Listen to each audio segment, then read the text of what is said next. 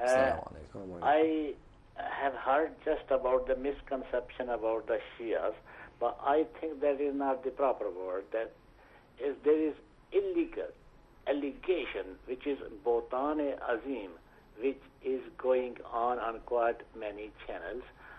Only yesterday I was speaking to one of the presenters there, and there were 3 Mufti brothers sitting there from other sects. I do not stop them to spread and say what their belief is, but how I could take it that they say Shias believe that Allah can tell the lie, but Imam can't, and this is not our belief. This is not our belief that Allah can tell lies. And they was comparing. There's 3 Muftis, 3 Mufti Hazrat. And I spoke to them. They cut my lunch twice, but I did speak to them about, and they were comparing Hazrat Ali alayhi salam with Ashab Salasa, that in between them, who could be right. They got treble chances of telling truth, and whereas Ali got 1 chance. There were 3 against 1. Why? Because they had the 23 years companionship with Prophet Sallallahu Alaihi Wasallam, and Ali was of the underage. And they were telling about that a Shia man was walking in Manchester, that he wanted to bring his son to Sunni mosque because the Shia alim, ulama, and all of them, they read Quran wrong. Of course, it may be 1 or 2 example. It could be anybody. Caller might have done something wrong. But how about these allegations? Is it not Botan-e-Azim, and where is the end of it? I have got the record of it, and all those 3 people, they were telling that Shia believed that our Imam cannot make the mistake, but Allah can tell the lies. So, thank you. What do you say about that? Thank you very much for your call, brother. Thank you very much. The brother made a good point, and this was the actual reason why we have decided to do this show tonight. As you mentioned, brother, there are many people out there who are spreading these lies, and so inshallah this is why we've made this show, in order to try to clear up and to, you know, push back against these, as you mentioned, illegal accusations. And the brother mentioned something there, I don't know if you want to pick up on that, which is that apparently, again, another misconception and slander. The Shia believe that astaghfirullah, Allah subhanahu wa ta'ala, astaghfirullah, can lie, but the Imams can't. So yeah, if you'd like to. Well, I think anyone who's going to believe such a statement, it really is embarrassing and is shameful that they believe it, and that they don't go towards the followers of Ahlul Bayt and actually ask them. I think I'd like to point out something at the beginning, which is that when you see other channels, you'll find that unfortunately many of their programs are just like why the Shia are wrong.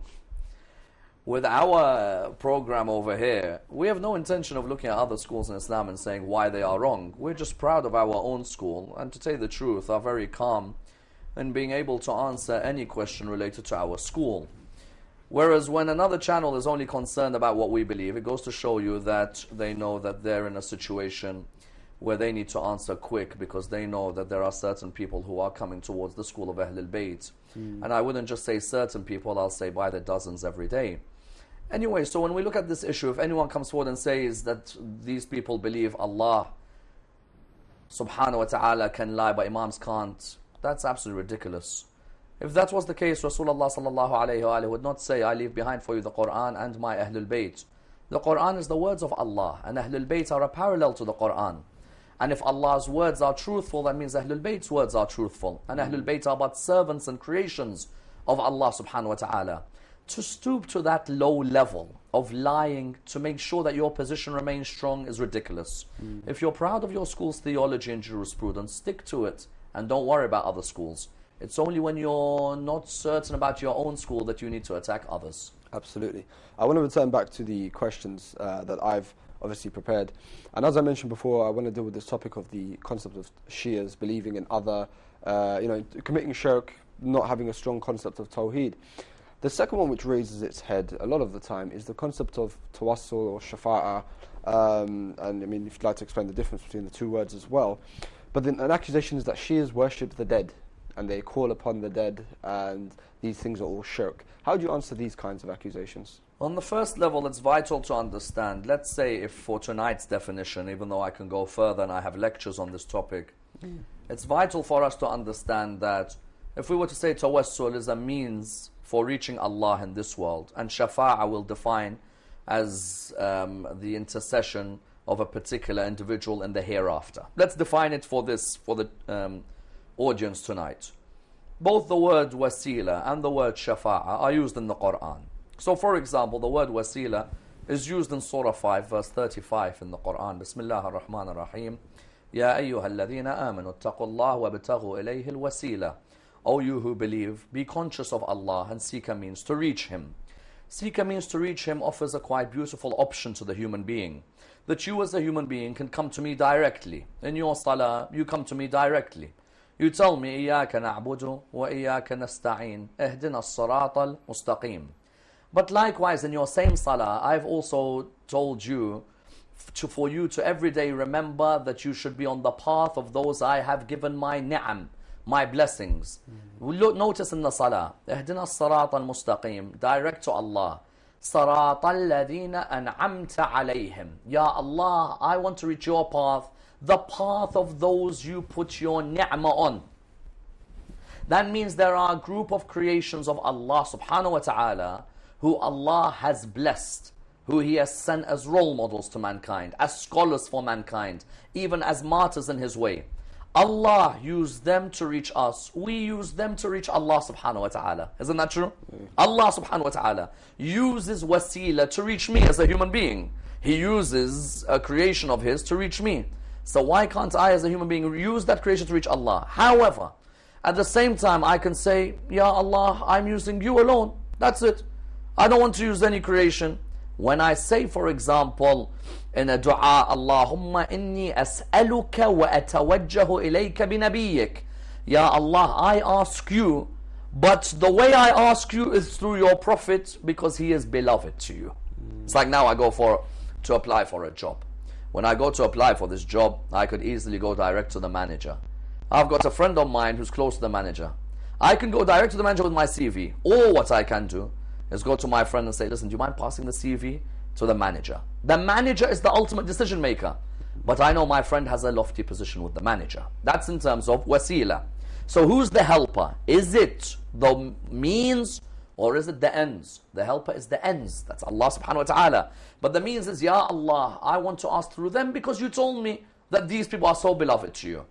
In terms of shafa'ah, let's say the intercession of the hereafter. In terms of the intercession of the hereafter, what do we find? We find in the Quran, sometimes there are verses which say there will be no shafa'ah on the day of judgment. There will be no intercession. So someone comes forward and says, how comes you believe in shafa'ah? The verses in the Quran say there will be no shafa'ah. We reply, bring the verses also which say there will be shafa'ah. And then we have to put everything in context.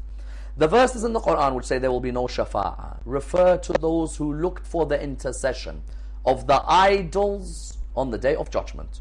And can an idol intercede for you in this world, let alone in the hereafter? No.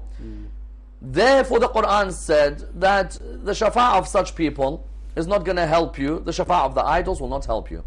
However, there are other verses in the Quran where Allah subhanahu wa ta'ala, for example, may come forward and state that, let's say Surah 20 verse 109.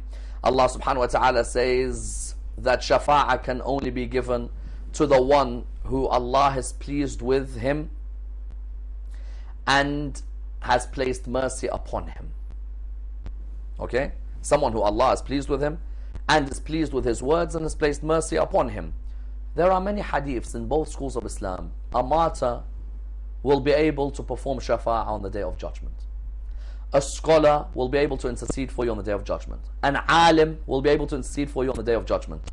In other words, there is a belief that there is this shafa'ah which will happen, but only by the permission of Allah subhanahu wa ta'ala. If permission is not given, then it will not happen. And don't just think that because you love a member of Ahlul Bayt, it means that they will intercede for you on the day of judgment. Imam as-Sadiq alayhi salam says, those who neglect salah, for example, our shafa'ah will not prevail for them. So we look at this and then someone asks the question that, okay, we accept that on the day of judgment there will be intercession. A martyr, an alim, a scholar, Quran memorizer, a prophet of God, they can intercede. But they're dead now, so why do you ask through them now?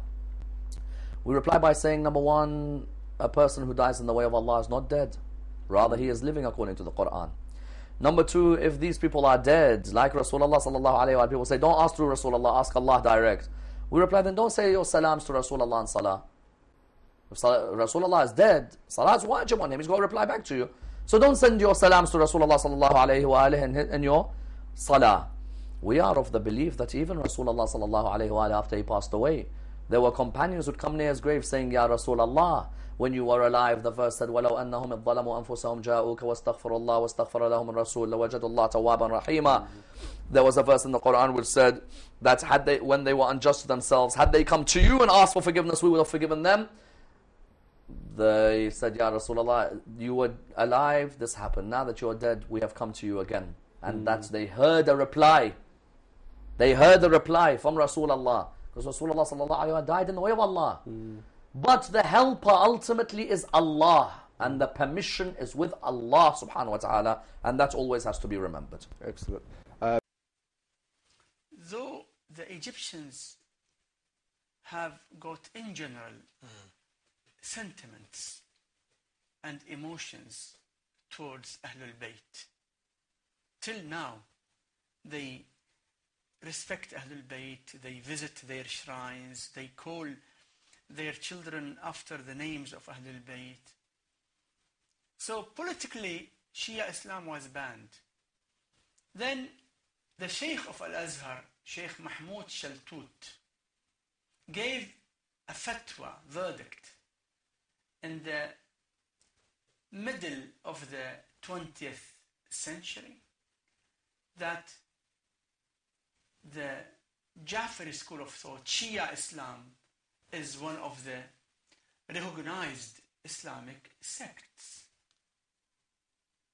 And any Muslim, as he can be, according to him, Hanafi or Shafi'i or Hanbali or Maliki, he can be also Shia Muslim.